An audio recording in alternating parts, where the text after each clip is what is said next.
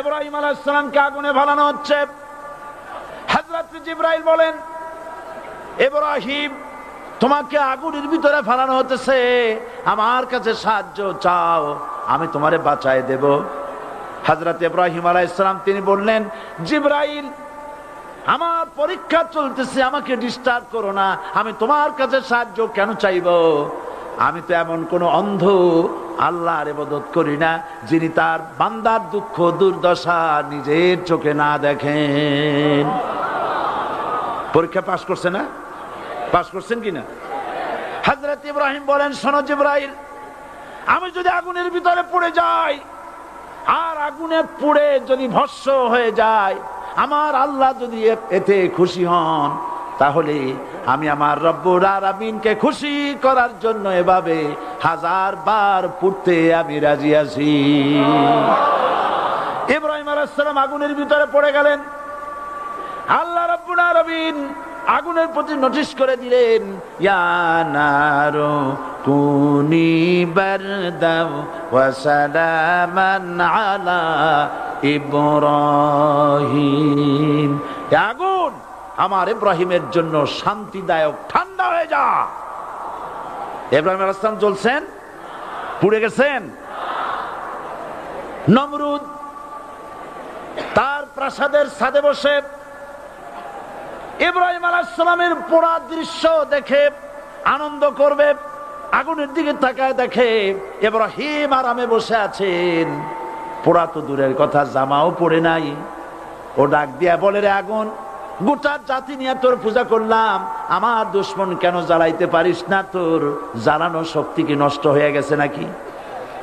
আগুনের ভিতর থেকে আওয়াজ বেরিয়ে এলো, নমরুদ, আমার ভিতরে দাহ্য শক্তি, জ্বালানো শক্তি আছে কি নাই যদি প্রমাণ করতে চাও, টেস্ট করতে চাও, তুই নিজে আয়, তোরে সুদ্ধা তাম দুনিয়া জ্বালাই দিতে পারি, ইব্রাহিমের এক গাছা পশম জ্বালাইতে পারি না। বিশ্বকবি আল্লামা ইকবাল কি সুন্দর করে বলেছেন, আজ ভি হো জু ইব্রাহিম কা ইমা पैदा आग कर सकती है एक अंदाजे गुलिस्तां पैदा। ইব্রাহিমের ঈমান যদি আজও কোথাও হয় বিদ্যমান, করতে পারেন অগ্নিকুণ্ডে খুবসুরত এক গুলিস্তান। এখনো যদি ইব্রাহিমের সন্তানদেরকে আগুনের মধ্যে ফেলে দেওয়া হয়, আর ইব্রাহিম ঈমান যদি থাকে, আগুনকে ফুলের বাগান বানাবার ক্ষমতা আল্লাহর আছে। চিরকাল আল্লাহ পাক এই কালেমাকে দিয়েছেন আল্লাহর সার্বভৌমত্বকে প্রতিষ্ঠা করার জন্য। আয়াতুল কুরসি শুধু পড়ে বুকে ফু দেওয়ার জন্য নয়। পড়েন আমার সাথে, আল্লাহু লা ইলাহা ইল্লা হুয়াল হাইয়ুল কাইয়্যুম। দুনিয়ার সমস্ত পয়গম্বর অত্যাচারিত হলেন, শুধু তাই নয়, বিশ্ব নবী আখেরি জামানার পয়গম্বর নবী মুহাম্মদ রাসূলুল্লাহ সাল্লাল্লাহু আলাইহি ওয়াসাল্লাম জাতির কাছে আসলেন। তিনি এসে বললেন, ইয়া আইয়ুহান নাস কুলু লা ইলাহা ইল্লাল্লাহ। প্রথম দাওয়া শুনছেন কথা? রাসূলুল্লাহ বলছেন, ও জাতি, আমার রাসূল তো মক্কার রাসূল না শুধু, মদিনার রাসূল না শুধু, আরবি ভাষা ভাষীদের রাসূল না শুধু, আমার নবী কি নবী? চিল্লায় বলেন। তাই তিনি বলেছেন, ও বিশ্বের মানবতা, বিশ্বের মানব গোষ্ঠী, যদি মুক্তি পেতে চাও, নাজাত পেতে চাও, উচ্চারণ করো, বিশ্বাস করো, আমল করো, বলো লা ইলাহা ইল্লাল্লাহ। জোরে পড়েন, লা ইলাহা ইল্লাল্লাহ, লা ইলাহা ইল্লাল্লাহু মুহাম্মাদুর রাসূলুল্লাহ। আবু জাহেল বুঝছিল কলেমার অর্থ? কথা বলেন না কেন? আবু জাহেল বুঝছিল? উতবা, সাইবা, মুগিরার গোষ্ঠীরা বুঝছিল? বুঝেছে। তারপরে তারা চিন্তা করলো যে সর্বনাশ তো করছে, লা ইলাহা, কোন ইলাহা নাই, আইনদাতা নাই, বিধানদাতা নাই, তাহলে আমরা কি ঘরে বসে বসে কি করব? উনি নতুন একজন ইলা নিয়ে আসছে, আল্লাহ ছাড়া কোন ইলা নাই, তাহলে আমাদের কাজটা কি?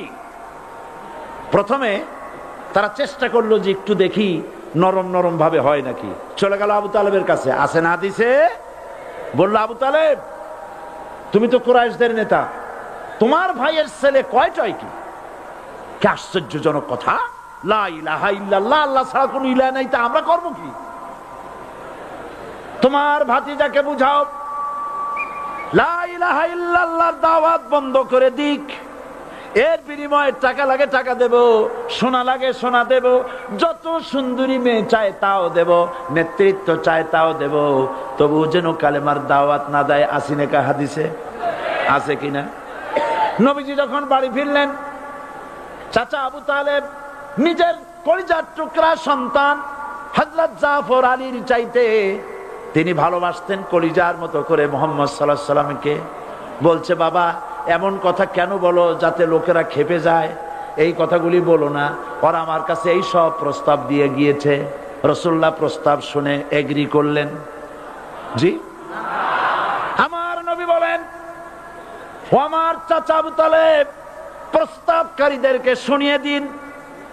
হুজুরের সাথে তখন অনেক লোকজন নাকি, অনেক অস্ত্রপাতি, কিচ্ছু নাই, আল্লাহর শক্তি ছাড়া কিছুই না।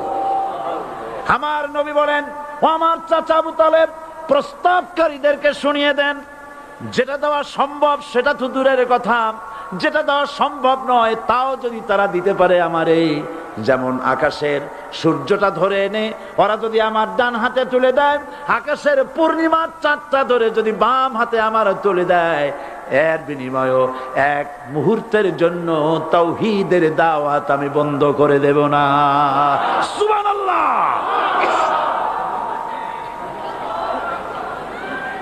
রাসূল করিম সাল্লাল্লাহু আলাইহি ওয়াসাল্লাম তাদের এই প্রস্তাবকে যখন গ্রহণ করলো না, কাফেরেরা বুঝলো, আমি আগেই বলেছি 3 শ্রেণীর লোক বাধা দিয়েছে। কয় শ্রেণী? প্রথম শ্রেণী কি? রাষ্ট্র শক্তি, তাদের হাতে অস্ত্রপাতি তো খুব শক্তি, আর যারা একবার ক্ষমতায় যায় ওরা মনে করে এই ক্ষমতা থেকে আমাদেরকে কেউ নামাইতে পারবে না। বিংশ শতকের শ্রেষ্ঠ মুজাদ্দিদ আল্লামা সৈয়দ আবুদুল্লাহ মওদুদী রাহমাতুল্লাহ আলাইহি তিনি এক জায়গায় লিখেছেন, স্বৈরাচারীরা তার পতনের সমস্ত ছিদ্র বন্ধ করে, কিন্তু একটা ছিদ্র বন্ধ করতে পারে না, মনের ভুলে সে ছিদ্রটা থেকেই যায়, যেই ছিদ্র দিয়ে আসলে তার পতনটা হবে। ক্ষমতায় গিয়ে মনে করে চিরকাল ক্ষমতায় থাকবো। ভারতের প্রধানমন্ত্রী পণ্ডিত জওয়াহরলাল নেহেরু রাঁচি পাগলাগারদে গিয়েছেন, মেন্টাল হসপিটাল। পাগলেরা নেহেরুকে দেখে আশ্চর্য হয়ে গেছে, এত সুন্দর মানুষ, মাথায় কিস্তি টুপি, গায়ে শেরওয়ানি, মুসলমানি ড্রেসই আলাদা, যদিও তিনি হিন্দু ছিলেন, পরেছেন মুসলমানি ড্রেস। শেরওয়ানি কাদের পোশাক? কাদের পোশাক? সাথে ছড়ি নিয়ে হাঁটা, স্টাইল করে, সুন্দর পাজামা, সুন্দর টুপি, সুন্দর সাজসজ্জা করে, মুসলমানদের ড্রেস। এই ড্রেস পরে তিনি গিয়েছেন, সবসময় যে ড্রেস তিনি পরতেন। পাগলেরা জিজ্ঞেস করছে তুমি কে গো? উনি বলছেন আমারে চেনো নাই, আমি ভারতের প্রধানমন্ত্রী পণ্ডিত জওয়াহরলাল নেহেরু।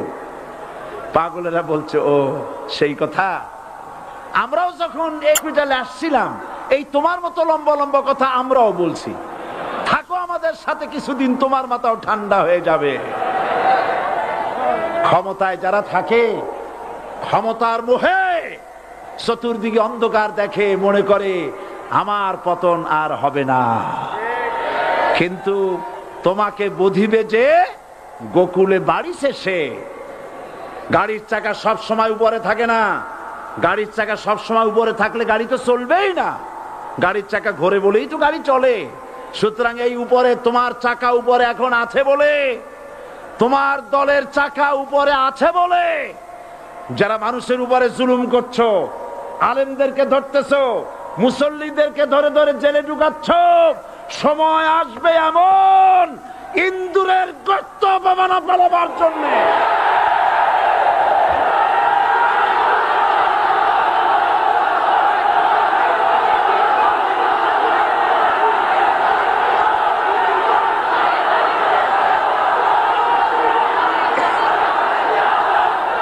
জাহেলের গোষ্ঠী, আবু জাহেলের গোষ্ঠী মনে করেছে সোজা আঙ্গুলে ঘি যখন উঠলো না, আঙ্গুল বাঁকা করতে হবে। শুরু হয়ে গেল অত্যাচার, শুরু হয়েছে না? হযরত সুমাইয়া রাদিয়াল্লাহু তাআলা আনহা কি নির্মম ভাবে, নিষ্ঠুর ভাবে তাকে শহীদ করা হলো। খাব্বাব, হুবাইব, হযরত খাব্বাব রাদিয়াল্লাহু তাআলা আনহুকে দেখে হযরত ওমর একদিন বলছিলেন, খাব্বাব তোমার পিঠে এত গর্ত কেন? এত গর্তওয়ালা পিঠ আর এত চিকুন কোমর আমি তো জীবনেও দেখিনি। হযরত খাব্বাব বলেছেন, ওমর জানো না, ইসলাম কবুল করার অপরাধে, কালেমা পড়ার অপরাধে কাফির বেঈমানেরা আমাকে মারধর করেছে। যখন আমি তাদের মারে কালেমা ছাড়ি নাই, তখন আগুন জ্বালায়া আগুনের আংটার উপরে, আংটা আগুনের উপরে আমাকে চিৎ করে শোয়ায়া, আমি যেন নড়াচড়া করতে না পারি সেজন্য আমার বুকের উপরে পাথর চাপা দিয়ে রেখেছে।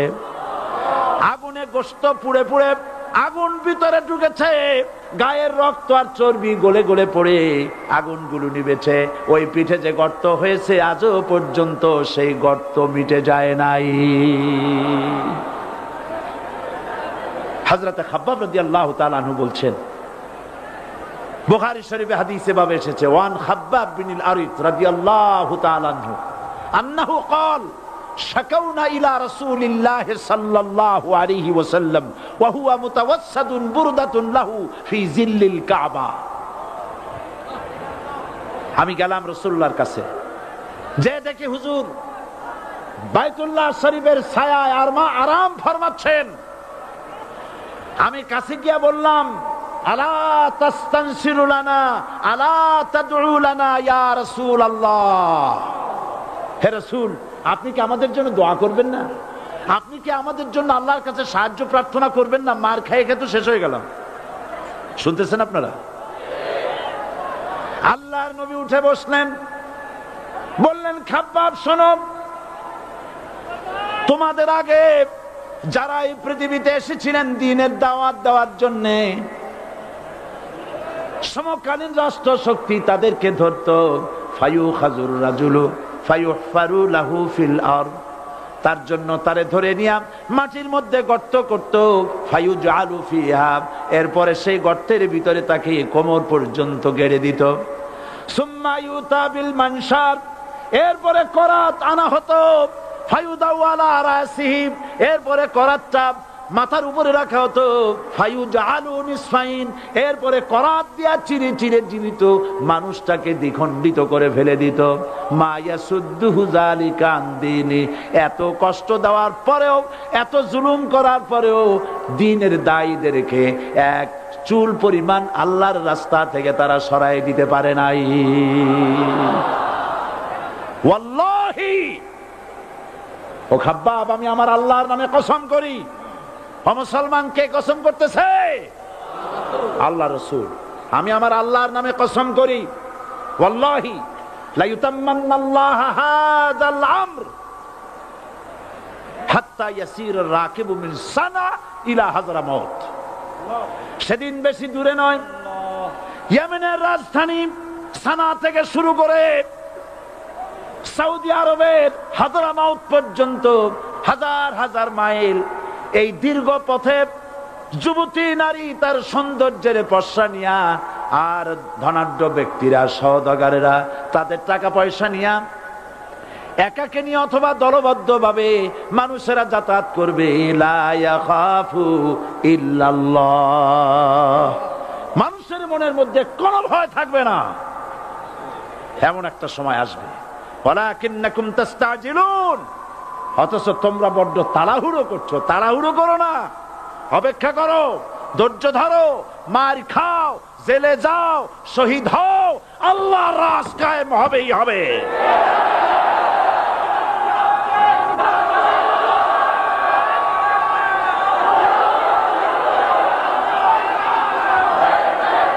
বিল্ডিং থেকে শিক্ষা গ্রহণ করুন, বিল্ডিং, ইমারত, দালান থেকে শিক্ষা গ্রহণ করুন। এই যেটা দালান আছে না পাশে, দেখতে পাচ্ছেন, এই দালান কি দিয়ে তৈরি করা হয়েছে বলেন? ইট।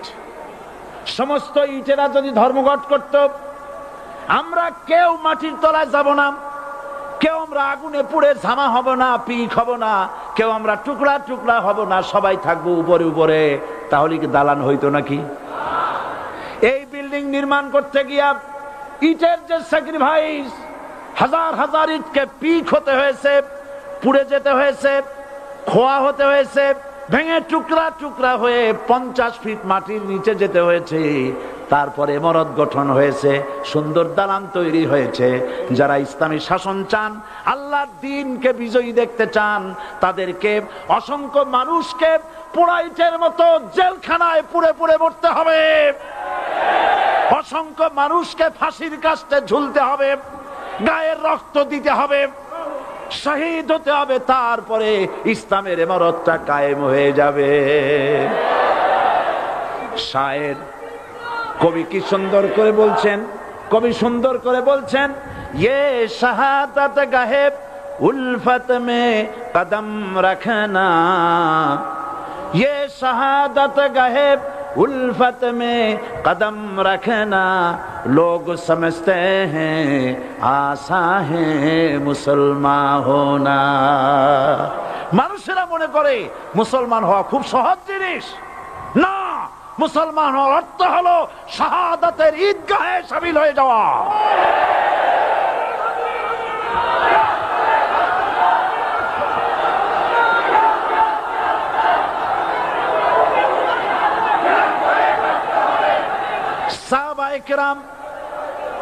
সাহাবায়ে কেরাম মার খেলেন, এবার স্বয়ং আল্লাহর নবীর গায়ে হাত তুলল।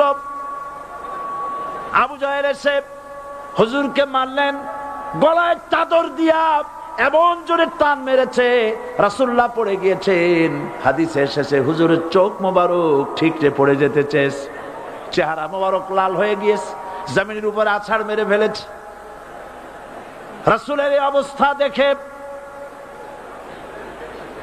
হযরতে হামজা তখনও কাফের ছিলেন, শিকার থেকে এসে তিনি এই দৃশ্য দেখলেন, দাসীর মুখে শুনলেন, ছুটে চলে গেলেন আবু জাহেলের বাড়িতে। যায় বলে, আবু জাহেল রে, তুই মুহাম্মদ সাল্লাল্লাহু আলাইহি ওয়াসাল্লাম মেরেছিস, বল কেন মারলি? এমন ভালো মানুষ তো জীবনে চোখে দেখি নাই, যিনি কোনো মিথ্যা কথা বলেন না, ভালো ভালো কথা বলেন, এক আল্লাহর গোলামি করার জন্য বলেন। এই সব ভালো কথা বলার জন্যই তুই তারে মারলি নাকি? আরে আবু জাহেল, তুই কি মনে করেছিস মুহাম্মদ সাল্লাল্লাহু আলাইহি ওয়াসাল্লাম তার পিতা আব্দুল্লাহ মারা গেছে বলে মুহাম্মদ সাল্লাল্লাহু আলাইহি ওয়াসাল্লাম এতিম হয়ে গেছে এই মনে করেছিস নাকি? জেনে রাখ, মুহাম্মদ সাল্লাল্লাহু আলাইহি ওয়াসাল্লামের পিতা আব্দুল্লাহ মারা গেছে, কিন্তু চাচা হামজা তো মরে যায় নাই। হাতের ধনুক দিয়া এমন জোরে আঘাত মারলেন, আবু জাহেলের মাথা ফেটে রক্ত ফিনকি দিয়ে বেরিয়ে এলো। হযরতে হামজা ঘরে ফিরে এসে রাসূল করিম সাল্লাল্লাহু আলাইহি ওয়াসাল্লামের মস্তক মোবারক কোলে উঠায় নিলেন আর বললেন, বাবা, তোমাকে মেরেছে বলে আমি আবু জাহেলের মাথাটা ফাটায় দিয়ে আসছি, তুমি খুশি হও। হুজুর বলছেন, চাচা, কার মাথা ফাটাইছো এইটা বলে আমারে খুশি করতে পারবা না। হযরতে হামজা বলেন, তুমি কি হলে খুশি হবে? হুজুর বলেন, হামজা চাচা গো, আমি খুশি হব যদি একটিবার চাচা তোমার মুখে শুনতে পাই ঈমানের কালেমা। হযরতে হামজা বলেন, মুহাম্মদ সাল্লাল্লাহু আলাইহি ওয়াসাল্লাম, আমি বুঝতে পেরেছি তুমি কোনো সাধারণ মানুষ নয়। সাধারণ মানুষ হলে পরে তুমি প্রতিশোধে বিশ্বাসী হতে, খুশি হতে। প্রতিশোধে বিশ্বাসী হও নাই, তুমি অবশ্যই আল্লাহর নবী, কোনো সন্দেহ আমার নাই। তুমি সাক্ষী থাকো, আমি পড়ে নিলাম, লা ইলাহা ইল্লাল্লাহু মুহাম্মাদুর রাসূলুল্লাহ। জোরে পড়ো, লা ইলাহা ইল্লাল্লাহু মুহাম্মাদুর রাসূলুল্লাহ। ঘাবড়াবার কারণ নাই। এর অর্থ এই নাই যে আপনারা কালেমার দাওয়াত দিবেন আর রাষ্ট্রশক্তি আপনারে পিটাইতেই থাকবে, আপনার কোনদিন আপনার সুদিন ফিরে আসবে না। বিষয়টা কি এমন না? আমার আল্লাহর ওয়াদা শুনুন, ولا تهنوا ولا تحزنوا وأنتم الأعلون إن كنتم مؤمنين। মুমিন যদি হও আমি তোমাদেরকে বিজয় দান করব। সুবহানাল্লাহ বলেন। আজ যদি আমাদের উপরে বিপদ এসে থাকে তাহলে তার একমাত্র কারণ পূর্ণাঙ্গ ঈমানের অভাব আমাদের মধ্যে রয়েছে, ঠিক কিনা? আজ পৃথিবীতে সব থেকে মার খায় কারা? চিল্লায় বলো। আলজেরিয়ায় কারা? বসনিয়ায় কারা? চেচনিয়ায় কারা? প্যালেস্টাইনে কারা? আহা, প্যালেস্টাইনের মুসলমানদেরকে মারি মেরে শেষ করে দিল। দেখছেন ছবিতে না দেখেন না? প্যালেস্টাইনের মুসলমানদের যে কে যখন মারা হচ্ছে, বাংলাদেশের প্রধানমন্ত্রী তখন আমেরিকায় ক্লিনটনের সঙ্গে কথা বলতেছেন। তিনি ক্লিনটনের কাছে তার পিতৃ হত্যার জন্য দায়ী সাজাপ্রাপ্ত 3 জন ব্যক্তিকে ফেরত চাচ্ছিলেন। আমার দৃষ্টিতে এটা কোনো অপরাধ নয়। সন্তান তার পিতার প্রতি আকর্ষণ থাকবেই। আমার আপত্তি সেখানে আপনি প্রধানমন্ত্রী শুধু শেখ পরিবারের প্রধানমন্ত্রী নন, শুধু আওয়ামী লীগের প্রধানমন্ত্রী হওয়া উচিত নয় আপনার। আপনি পৃথিবীর দ্বিতীয় বৃহত্তম বাংলাদেশের 12 কোটি মুসলমানের প্রধানমন্ত্রী। পিতৃ হত্যার আসামি ফেরত চাইলেন, কিন্তু বিল ক্লিনটনের আশ্রয় প্রশ্রয় লালিত পৃথিবীর অসভ্য জাতি সন্ত্রাসী ইহুদিরা প্যালেস্টাইনের মুসলমানদেরকে পাখির মতো গুলি করে হত্যা করছে। আপনি কেন এর জবাব চাইলেন না?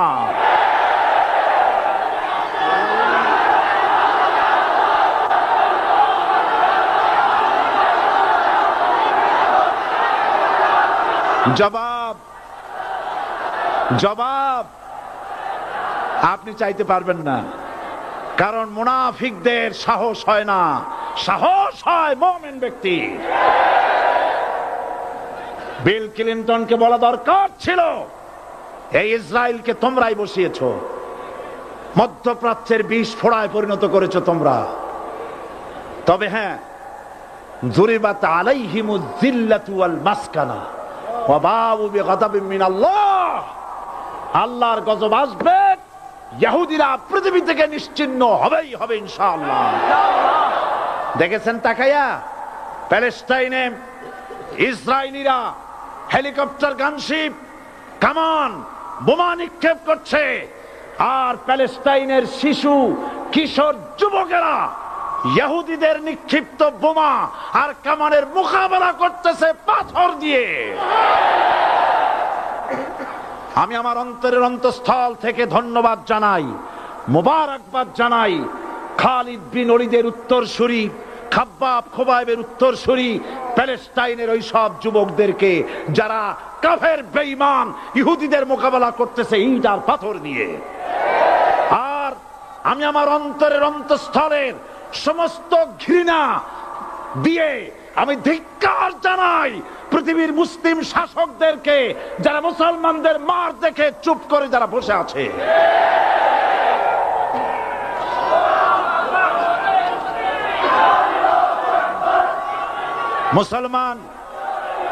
মুসলমান যদি মুসলমানের মতো হয়, 10 জন যথেষ্ট। কয়জন যথেষ্ট? কোথায় আছে কথা? আল্লাহ পাক কোরআন শরীফের মধ্যে বলেছেন, একজন যদি হও ইমানদার মুত্তাকি 10 জনের উপরে বিজয়ী হবে। 10 জন যদি হও 100-এর উপরে বিজয়ী হবে। 100 যদি হও 1000-এর উপরে বিজয়ী করব। জোরে বলেন সুবহানাল্লাহ। কবি বলতেছেন, ফিজায়ে বদরে পয়দা কুন ফেরেশতে তেরি নুসরত কো উতার সকতে গর্দু সে কাতার আন্দর কাতার আবি। বদরের মুসলমানদের মতো ঈমান আনো, তাহলে আকাশ থেকে কাতারে কাতারে ফেরেশতা নাজিল করে দিয়ে আল্লাহ পাক তোমাদেরকে সাহায্য করবেন। সুবহানাল্লাহ। সে আল্লাহ আছে না নাই? জোরে বলেন, আছে না নাই?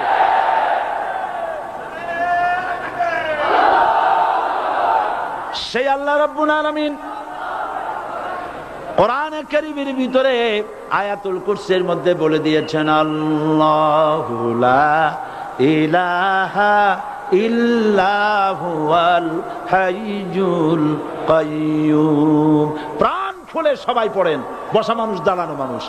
আল্লাহু লা ইলাহা ইল্লা হুয়াল হাইয়ুল কাইয়্যুম। আল্লাহ রাব্বুল আলামিন, তিনি ছাড়া কোনো ইলাহ নাই, তিনি সার্বভৌমত্বের মালিক, কেউ নাই আল্লাহ ছাড়া। এই কথা মানুষকে ঘোষণা করতে হবে। বাধা, এই কথা বললেই বাধা দেবে কয় শ্রেণীর লোক? 3 শ্রেণী। প্রথম শ্রেণী হচ্ছে কে? রাষ্ট্রশক্তি। আজও তারা বাধা দিচ্ছে। আল্লাহর আইন দিয়ে দেশ চালাও, তারা তাদের মন মর্জি মোতাবেক আইন দিয়ে দেশ চালাবে। আল্লাহ পাক বলছেন আলা আলাহুল খালকু ওয়াল আমরু, সৃষ্টি যার, আইন চলবে তার। কারো বাবার আইন চলতে পারে না, নিজেদের তৈরি করা আইন চলবে না। ইনিল হুকমু ইল্লা লিল্লাহ, একমাত্র আইন চলবে কার? এই আইন রাসূল করিম সাল্লাল্লাহু আলাইহি ওয়াসাল্লাম মদিনায় কোরআন দিয়ে প্রতিষ্ঠিত করেছিলেন। আল্লাহর বিধান, আল্লাহর সার্বভৌমত্ব কায়েম করেছিলেন। কোরআন সংবিধান হলো, চুরি বন্ধ হলো, ডাকাতি বন্ধ হলো, জেনা বন্ধ হলো, হত্যা বন্ধ হলো, ধর্ষণ বন্ধ হলো, সব কিছু বন্ধ হয়ে গিয়ে মুসলমানেরা শান্তি লাভ করলো, পৃথিবীর মানুষ শান্তি লাভ করলো। সুবহানাল্লাহ বিহামদিহি। আজ মুসলমানেরা শত্রু চেনে না, বন্ধু চেনে না। বন্ধুকে বানাইছে শত্রু, শত্রুকে বানাইছে বন্ধু। কে বন্ধু কে শত্রু চিনাই দিবেন কে? আল্লাহ। বলেন কে দিবেন? আল্লাহ রাব্বুল আলামিন কোরআনে কারীমের মধ্যে পরিষ্কার করে বলেছেন লাতাজিদান্না শাদ্দান নাসি আদাওয়াতান লিল্লাযীনা আমানুল ইয়াহুদা ওয়াল্লাযীনা আশরাকু। আল্লাহ পাক বলছেন, হে রাসূল, মানুষের ভিতরে 2টা শ্রেণী মুমিনদের জন্য সব থেকে জঘন্য দুশমন। কয়টা শ্রেণী? 2টা। একটা হলো ইহুদ, আর একটা হলো মুশরিক। একটা হলো ইহুদি, আর একটা হলো মুশরিক। এটা হলো তোমাদের দুশমন। আর আজ আমাদের দেশে, পৃথিবীর বিভিন্ন দেশে মুসলমানেরা মুশরিকদের সঙ্গে সম্প্রীতি বাড়াচ্ছে, মুসলমানদের সাথে শত্রুতা বাড়াচ্ছে। আজ আমার দেশে পূজা পার্বণে বাধা নাই। পূজা পার্বণে বাধা আছে? পূজা পার্বণে বাধা নাই। বাধা কোথায়? কোরআন শরীফের তাফসীর মাহফিলে। কোরআনের তাফসীরের মাহফিলে বাধা দেওয়া হচ্ছে। গান বাজনায় 144 ধারা নাই, কিন্তু কোরআন শরীফের মাহফিলে 144 ধারা দেওয়া হচ্ছে। যারা দিচ্ছে তারা আবার ওমরাও করে, হজও করে। ওরা আমাদের বলে আমরা নাকি ধর্মের নামে রাজনীতি করি। বলে না? আমরা নাকি ধর্মের নামে রাজনীতি করি। আমি বলি ধর্মের নামে আমরা রাজনীতি করি না, আমরা ধর্মীয় রাজনীতি করি। কথাটা বুঝে আসছে কিনা? ধর্মের নামে রাজনীতি তো সেই ব্যক্তি করে 1996 সনের নির্বাচনের আগে যিনি মাথায় পট্টি বেঁধেছিলেন, যিনি শপথ গ্রহণের সময় হাতে তসবিহ পরেছিলেন। ধর্মের নামে রাজনীতি তিনি করেছেন। আজ অনেকগুলি ডিগ্রি পেয়েছেন তিনি, অনেকগুলি ডিগ্রি পেয়েছেন। কয়টা? মুখস্থ হয়ে গেছে আপনাদের। শকুনেরা, শকুন যদি গরুর গোশত কিনে খাওয়া লাগতো, 80 টাকা কেজি দরে শকুনে এত গোশত কিনে খাইতে পারতো না। লেখাপড়া করে যদি ডিগ্রি নেওয়া লাগতো, এত ডিগ্রি কপালে জুটতো না। পয়সা দিয়া ম্যানেজ করা ডিগ্রি, কিন্তু 9টা নিলে কি হবে? আসল ডিগ্রিটা এখনো বাকি আছে। আসল ডিগ্রি কোনটা? নির্বাচনের আগে পট্টি বেঁধে তসবিহ নিয়ে গোটা জাতিকে যে সফলভাবে প্রতারণা করতে আপনি পেরেছিলেন, মহা প্রতারক হিসেবে সেই ডিগ্রি আগামী নির্বাচনের মোক্ষম সময় জনগণ আপনার গলায় পরায় দেবে।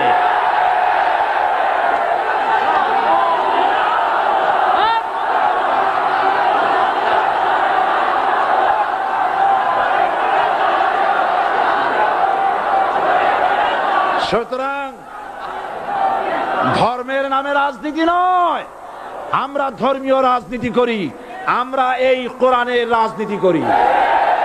এই কোরআন নিয়ে বাঁচতে চাই, এই কোরআন নিয়ে মরতে চাই। এই কোরআন থেকে আমাদেরকে বিচ্ছিন্ন করতে চায় কাফের, বেঈমান, মুশরিকেরা। ও আমার জাতি, কোরআন থেকে যারা বিচ্ছিন্ন করতে চায়, তোমরা কি তাদের বিরুদ্ধে জিহাদের জন্য প্রস্তুত থাকবে?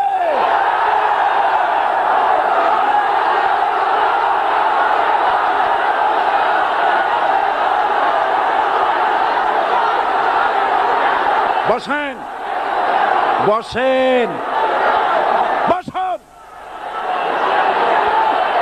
বসেন, বসেন। আমি বুঝতে পেরেছি বিষয়টা কি। আসরের পরের থেকে বসা তো, সুযোগ পাইয়া খাড়া হইয়া কোমর সোজা করলেন। বসেন, সবাই বসেন, কোমর সোজা হয়ে গেছে, বসেন। এত বড় মাহফিল, জীবনে আর একটা পাবো নিশ্চয়তা আছে কি? জোরে বলেন, আছে? আজ আমাকে কথা বলতেই হবে ইনশাআল্লাহ, কারণ আগামীতে আবার আপনাদের সাথে দেখা হবে কিনা আমি জানি না। কথা বলতেই হবে। বসেন, কেউ দাঁড়িয়ে থাকবেন না। আমি দেখতে পাচ্ছি বাংলাদেশের ভাগ্য আকাশে উত্তর গগনে কালো মেঘ জমা হয়েছে, ঝড়ের পূর্বাভাস লক্ষ্য করছি। যদি মোকাবেলা করতে না পারেন সক্ষম ভাবে, এমন অন্ধকার গাঢ় কালো অমাবস্যার রাত আসতে পারে যার সুবে সাদে খাওয়া অসম্ভব। সুতরাং আপনারা কি কাপুরুষের মতো কাফের মুশরিকদের গোলামি করে মরতে চান? বিড়ালের মতো 500 বছর বেঁচে থাকার কোনো লাভ নাই। সিংহের মতো 1 ঘন্টা বাঁচতে চাই। আমাদেরকে বলা হয় সাম্প্রদায়িক উস্কানিমূলক কথা নাকি আমি বলি। পত্রপত্রিকা দিছে না তারা? সাম্প্রদায়িক উস্কানি কথা, সাম্প্রদায়িক উস্কানিমূলক কথা বলি। সেই জন্যই বোধহয় শত শত মুসলিম আমাদের কাছে এসে মুসলমান হয়। মানুষে আর বোকা বানানো যাবে না। যাবে কি? আর বোকা বানানো যাবে? তারপর বলছে কি, এরপরে বলছে, আমাকে বলছে রাজাকার। শুনে রাখো চট্টগ্রামের লক্ষ লক্ষ জনতা, পার্লামেন্টে যখন আমাকে এই কথা বলা হয়েছিল, আমার পার্লামেন্টের কলিগ জাফরুল্লাহ চৌধুরী সাহেব বসে আছেন এখানে। হ্যাঁ, জাফরুল ইসলাম চৌধুরী বসে আছেন পাশে। প্রধানমন্ত্রী সুদ্ধা, অন্তত 3 শতাধিক পার্লামেন্টের সম্মানিত সদস্যরা সেদিন বসা। 1997 সনের বাজেট বক্তৃতা যখন আমি করতেছিলাম, ডক্টর কুদরতে খোদা, নাম রাখছে কুদরতে খোদা, আসলে গজবে খোদা। এই লোকটি নাস্তিক, ইসলামের চূড়ান্ত দুশমন। তার প্রণীত শিক্ষা ব্যবস্থার যখন সমালোচনা করছিলাম, ট্রেজারি বেঞ্চ থেকে আমাকে বলা হলো রাজাকার। আমি আমার সমস্ত শক্তি একত্রিত করে বলেছিলাম, শুধুমাত্র হিন্দুস্তানের রাজাকারেরাই আমাকে রাজাকার বলতে পারে। আমি বলেছিলাম 1973 সন পর্যন্ত আমি বাংলাদেশের কোন রাজনৈতিক দলের নেতা এবং কর্মী ছিলাম না। আমি রাজাকার নই। আমাকে রাজাকার বলে যদি তাকেও প্রমাণ করতে না পারে, 10 কোটি টাকার মানহানি মামলা দায়ের করব। আমার এই বক্তব্য সারা দুনিয়া শুনেছে। পার্লামেন্টে আমার এই বক্তব্য রেকর্ড হয়ে আছে। সেদিন 3 শতাধিক পার্লামেন্ট মেম্বারের কেউ আমার চ্যালেঞ্জ গ্রহণ করেন নাই। যে কোনো ব্যক্তি পার্লামেন্টে গিয়ে আমার বক্তৃতা দেখে আসতে পারেন। এরপরে 1997 সনের 7ই অক্টোবর দৈনিক জনকণ্ঠ পত্রিকা যখন আমার বিরুদ্ধে লিখলো, সেই পত্রিকায় সাইদির ওপেন চ্যালেঞ্জ 8ম পাতা 1997 7 অক্টোবর, এত বড় 2 কলামে হেডিং। সেখানে আমি বলেছি, বাংলাদেশের সকল সাংবাদিক, গোয়েন্দা বিভাগ, বাংলাদেশের সকল বুদ্ধিজীবীকে আমি আমার পিরোজপুরে আমন্ত্রণ করছি।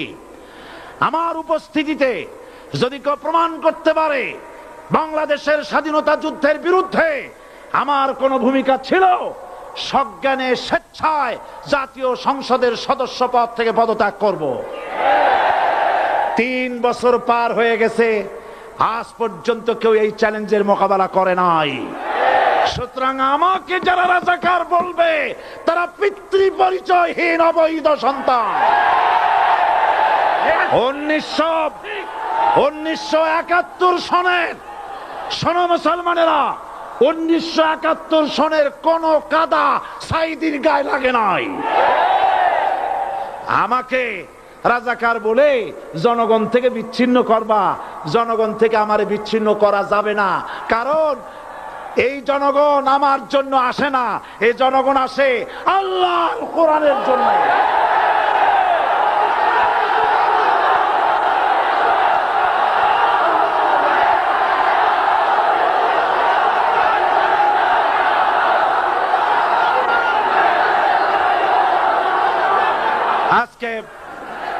আজ যারা ইসলামের কথা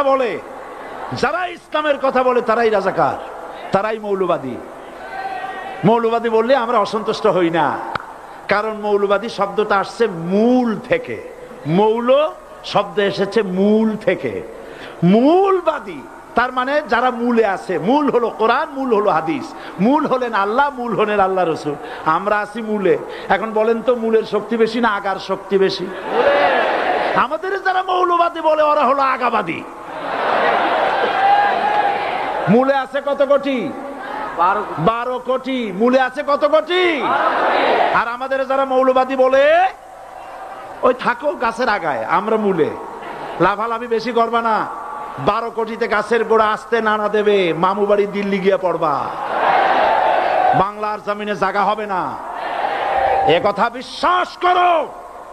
বাংলাদেশের মুসলমানদের শরীরে 1 বিন্দু রক্ত থাকতে শয়তানের তৈরি করা ধর্ম নিরপেক্ষ মতবাদ বাংলার জমিনে কায়েম হতে দেওয়া হবে না, হবে না।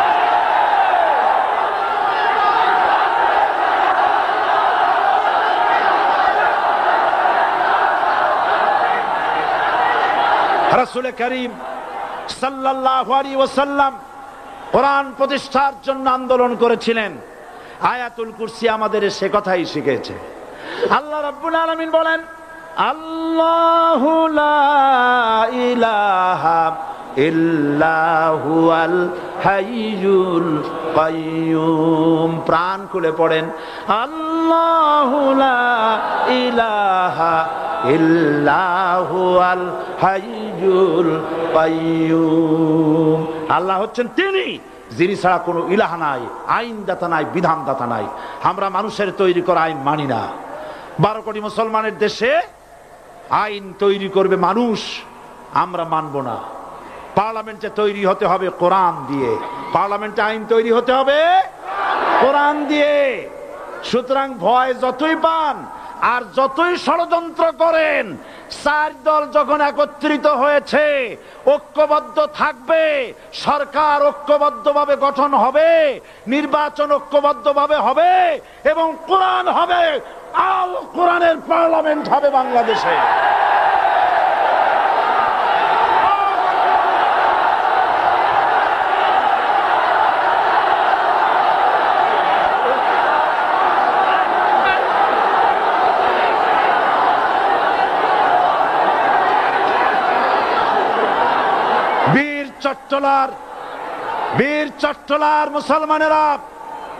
বীর চট্টলার মুসলমানেরা স্বাধীনতার ঘোষণা, এই চট্টগ্রাম থেকে স্বাধীনতার মহান ঘোষক প্রেসিডেন্ট জিয়াউর রহমান সাহেব দিয়েছিলেন। এই চট্টগ্রাম থেকেই ইসলামী রাষ্ট্রের ঘোষণা হবে।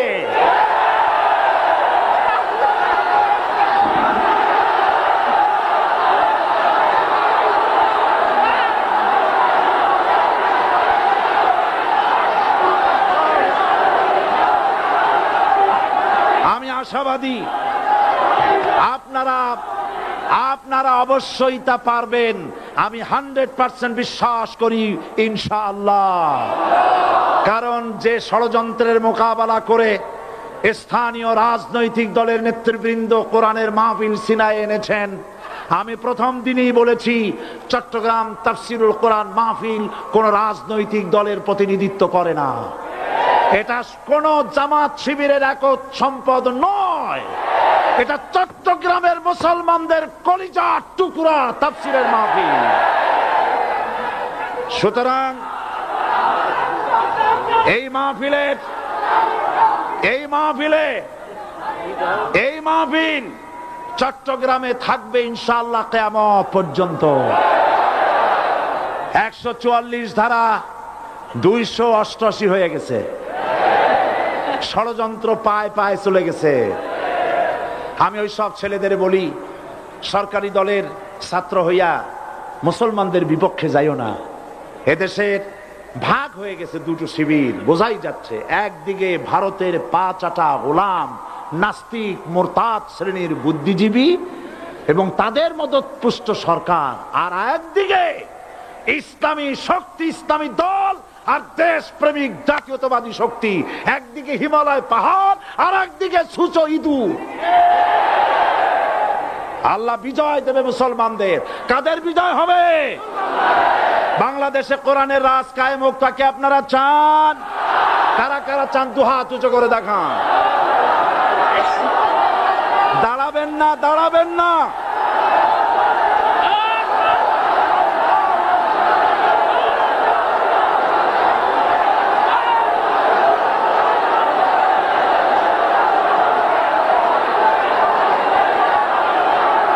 বসুন, বসুন, আবার বসেন, বসুন। জোরে সরে জিকির করেন লা ইলাহা ইল্লাল্লাহ, আরো জোরে লা ইলাহা ইল্লাল্লাহ, লা ইলাহা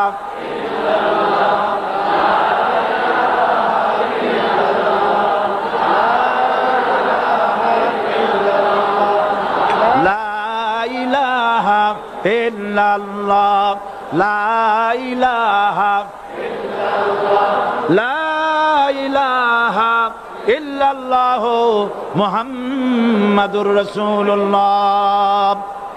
যারা যেখানে দাঁড়িয়েছেন বসুন। 3 শ্রেণীর লোকেরা আল্লাহর কালেমায় বাধা দিয়েছে। কয় শ্রেণী? একটা হলো রাষ্ট্রশক্তি, 2 নম্বরে মনে আছে ধনাঢ্য পুঁজিপতির গোষ্ঠী, ওরাও বাধা দিয়েছে। কারণ ইসলামকে বলা হয় পুঁজিবাদের আশ্রয়স্থল। নাউজুবিল্লাহ। সর্বপ্রথম ইসলাম কবুল করেছে কারা? ধনীরা না গরিবরা? কারা? গরিবেরা। সুতরাং ধনাঢ্য ব্যক্তিরা মনে করলো যে আমাদের তো সর্বনাশ হয়ে যাবে, আমরা দাস দাসী ধরে রাখতে পারবো না, আমরা মানুষকে শোষণ করতে পারবো না, যে নতুন কলেমার দাওয়াত আসছে। সুতরাং সরকারের হাতকে তারা পয়সা দিয়া শক্ত করেছে আর বলেছে যত টাকা লাগে এই লোকগুলারে ঠ্যাঙ্গান। আজও আছে কিনা? তা আছে কিনা? 3 নম্বরে বাধা দিয়েছে ধর্মের নামের এক শ্রেণীর কায়েমি স্বার্থবাদী শক্তি, যার সম্পর্কে সূরা তাওবায় আল্লাহ পাক বলেছেন ইন্না কাসীরাম মিনাল আহবারি ওয়ার রুহবান লা ইয়াকুলুনা আমওয়ালান নাস বিল বাতিল ওয়া ইয়াসুদ্দুনা আন সাবিলিল্লাহ। ইহুদি আহলে কিতাবদের মধ্যে এক শ্রেণীর বুজুর্গ ধরনের লোক, দরবেশ জাতীয় লোক, যারা নাকি মানুষের সম্পদকে বাতিল পন্থায় ভক্ষণ করে, ওয়াসুদ্দুনা আন সাবিলিল্লাহ, এবং আল্লাহর রাস্তায় চলার জন্য মানুষকে বাধা প্রদান করে। এত বড় বিশাল মাহফিলে আপনি দাঁড়ায়া কোন মানুষকে কষ্ট দিবেন না, জায়েজ নাই। মুসলমানদেরকে কষ্ট দেওয়া কবিরা গুনাহ। বুঝতে পেরেছেন? যে যেখানে দাঁড়িয়েছে আপনারা বসা মানুষেরা তাদেরকে বসায় দেন। সুতরাং এই কালেমার দাওয়াত যখন হযরতে মুসা আলাইহিস সালাম দিলেন, ফেরাউন বলল আমি তো জানি না যে আমি ছাড়া আরো কোন ইলাহ আছে, আইনদাতা তো আমি, তুমি নতুন কোথা থেকে আইনদাতা নিয়ে আসছো?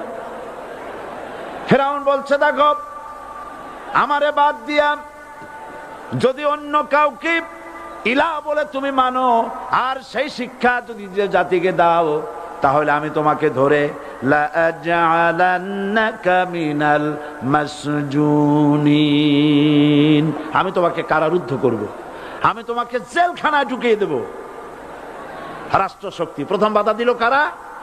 বলেন সবাই। সেই বাধা কি ওখানে শেষ হয়েছে না এখনো আছে?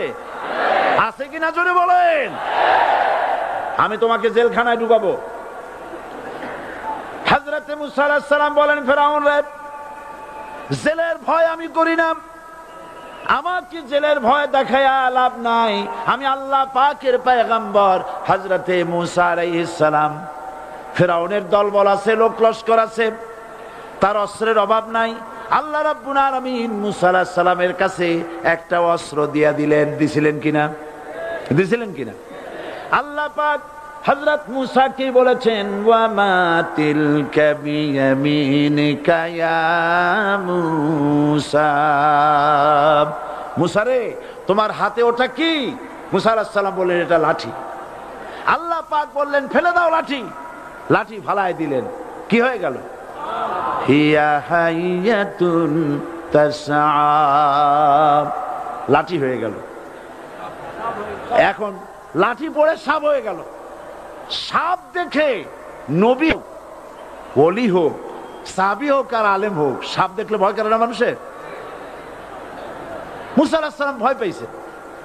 আল্লাহ রাব্বুল আলামিন হযরত মুসাকে শোনায় দিলেন, খুযহা ওয়া লা তাখাফ সানুঈদুহা সিরাতাহাল উলা,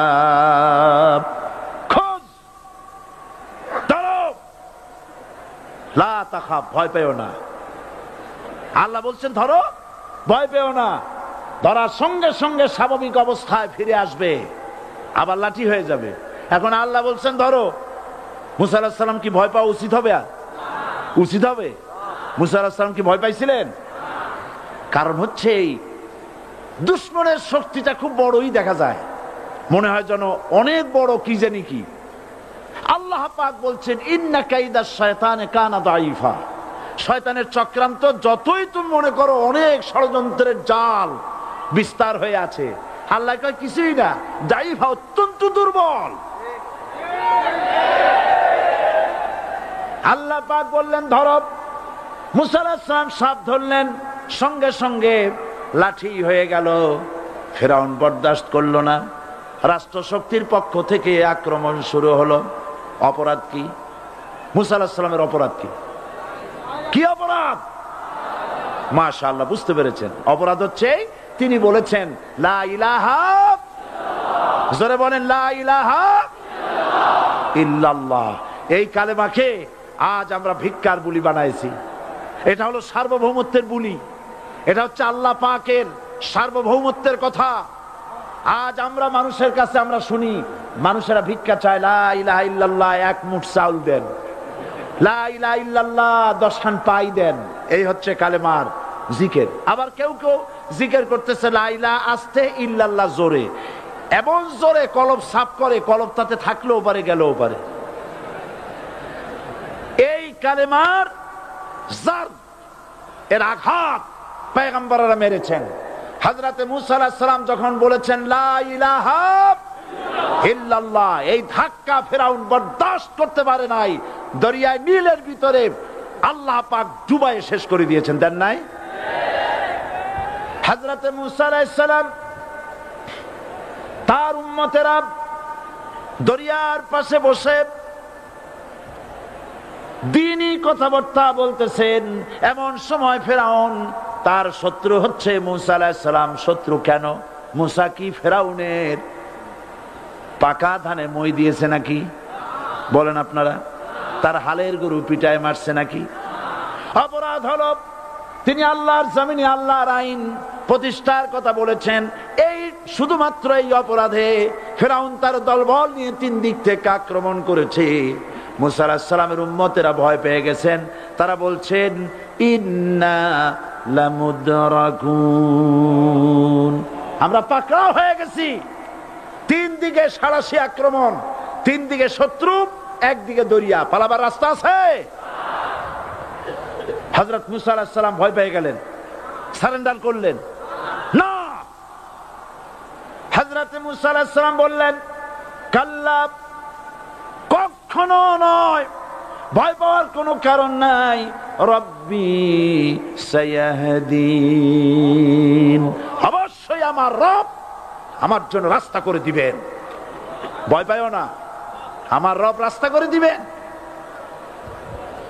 আল্লাহ রাব্বুল আলামিন হযরত মুসা আলাইহিস সালামকে অর্ডার করলেন, হাতের লাঠি দিয়া দরিয়ার উপরে আঘাত করো। হযরত মুসা আলাইহিস সালাম দরিয়ার উপর আঘাত করলেন। রাস্তা ছিল দরকার একটার, এক বাড়িতে আল্লাহর হুকুমে লাঠি দিয়ে একটি আঘাত করার সঙ্গে সঙ্গে হযরত মুসার তার সঙ্গী সাথী দরিয়া পার হওয়ার জন্য দরিয়ার মধ্য দিয়ে আল্লাহ 12টা রাস্তা পয়দা করে দিলেন। সে আল্লাহ আছে না নাই? এত আসতে বলেন কেন? ভয় পাওয়ার কারণ আছে? রাষ্ট্র শক্তি বাধা দিয়েছে সমস্ত নবীদেরকে। কেন? নবীদের চরিত্র খারাপ? জোরে বলেন, নবীদের চরিত্র খারাপ? নবীদের চাইতে মাসুম, বেগুনাহ, উন্নত চরিত্রের মানুষ আল্লাহর আকাশের নিচের জমিনের উপরে আর হয় নাই। তোমরা যে সামনে তাদের পিছনে দৌড়াও, অমুকের সৈনিক, নেতা নেতা করে মরো, এইসব নেতা যাদের পিছনে দৌড়াও, এই নেতাগুলি, আমি জিজ্ঞেস করি আপনাদেরকে, এই নেতাগুলি জীবনে একবারও জেনা করে নাই? এ ব্যাপারে অনুসারীরা আপনারা কি নিশ্চিত? মিথ্যা কথা জীবনেও কয় নাই, প্রতারণা করে নাই, ঠাট্টা করে নাই, বিদ্রুপ করে নাই, মদ খায় নাই, মানুষ হত্যা করে নাই। কিসের নেতা? নেতা হচ্ছেন সেই ব্যক্তি যিনি বলেছেন, ও আমার স্ত্রীরা, ও আমার সাহাবীরা, রাতের আধারে আমার মধ্যে যা আচরণ দেখতে পাও, দিনের আলোতে আমার মধ্যে যা দেখতে পাও, সবগুলি খুলে খুলে মানুষের কাছে বলে দাও। তার নাম বিশ্বনবী মুহাম্মদুর রাসূলুল্লাহ সাল্লাল্লাহু আলাইহি ওয়াসাল্লাম।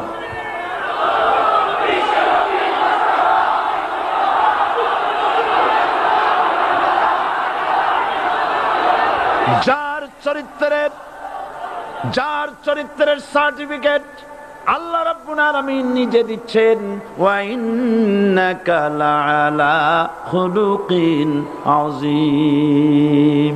নবী হে, উন্নত চরিত্রের উপরে আপনি প্রতিষ্ঠিত। সুবহানাল্লাহ। কে সার্টিফিকেট দিচ্ছেন? আযীম, আযীম।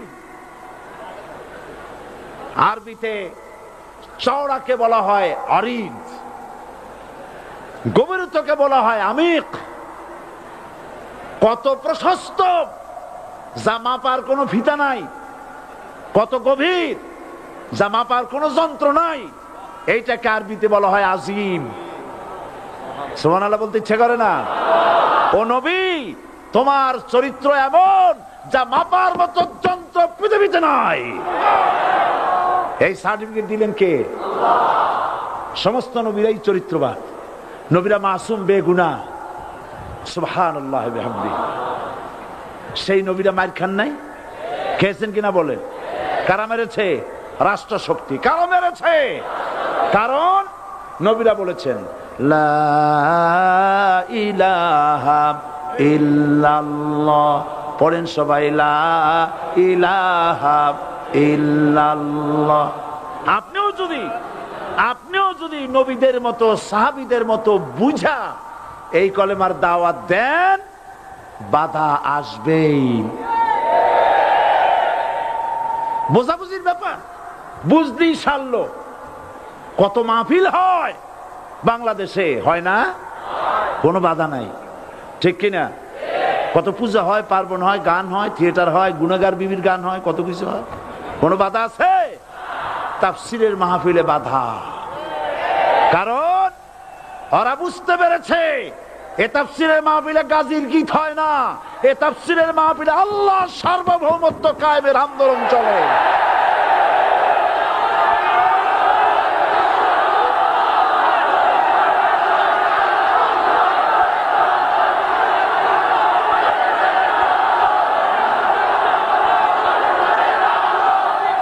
এবার দেখুন, এবার কলেমা বোঝেন, কালেমা বুঝুন। বঙ্গভবনের সামনে দাঁড়াইয়া, গণভবনের সামনে দাঁড়িয়ে আপনি যদি কালেমার জিকির করতে থাকেন, লা ইলাহা ইল্লাল্লাহ, লা ইলাহা ইল্লাল্লাহ, লা ইলাহা ইল্লাল্লাহ, লা ইলাহা ইল্লাল্লাহ, 2-1 ঘন্টা, 2-4 ঘন্টা দেখবেন অফিসাররা এসে বলবে, না জানি কোন খাজা বাবা আসছে, আসেন আসেন, নিয়ে খাইতে দেবে, হাদিয়া দেবে। যেহেতু যিনি পড়তেছেন উনি বোঝেন না কি বলতেছেন, আর যারা দাওয়াত দিয়ে নিয়ে গেল ওরা টের পাই নাই যে কি কি শুনে দাওয়াত দিতেছে। কিন্তু আপনি যদি বঙ্গভবন, গণভবন, সেক্রেটারিয়েট আর পার্লামেন্ট এর ভিতরে ঢুকে যদি বলেন, কোন মানুষের তৈরি করা আইন মানি না, কোন সরকারের সার্বভৌমত্ব স্বীকার করি না, কারো বিধান মানি না, কারো তৈরি করা আইনের সামনে মাথা নত করি না, আল্লাহ ছাড়া কারো বিধান মানি না, হাদিয়া আসবে, খাইতে দেবে, পকেটে টাকা দেবে, খাওয়াবে এক জায়গায় নিয়ে, কোন জায়গায়? লাল দালানে। বোঝাবুঝির দরকার। পয়গম্বরেরা দাওয়াত দিয়েছেন, আয়াতুল কুরসি ফরজ নামাজ পড়িয়া দেখছি অনেকেই জামার বুতাম টুতাম খুলিয়া তারপরে জোরে একটা ফু দেন। অসুবিধা নাই, ফু আপনি দেন, কিন্তু কি পড়ে ফু দিচ্ছেন আপনি কি বুঝছেন কিছু? সুবহানাল্লাহ। বুঝলি কি এই চেহারা হয়? এতগুলো মানুষ লাগে নাকি বিপ্লব করতে, কালেমার রস কায়েম করতে? 313 জন মুসলমান যথেষ্ট পৃথিবীতে।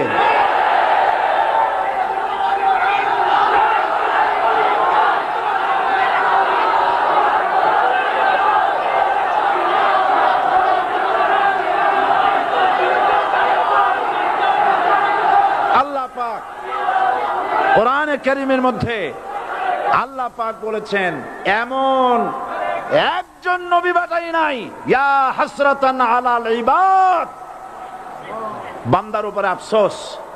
আহারে, কে বলতেছেন? আমার আল্লাহ। বলেন আমার আল্লাহ। তিনি আফসোস করছেন, আফসোস একজন পয়গম্বর এমন পাঠাইলাম না, একজন রাসূল পাঠাইলাম না যার সাথে এরা ঠাট্টা করে নাই, বিদ্রুপ করে নাই, পাগল বলে নাই, মারে নাই।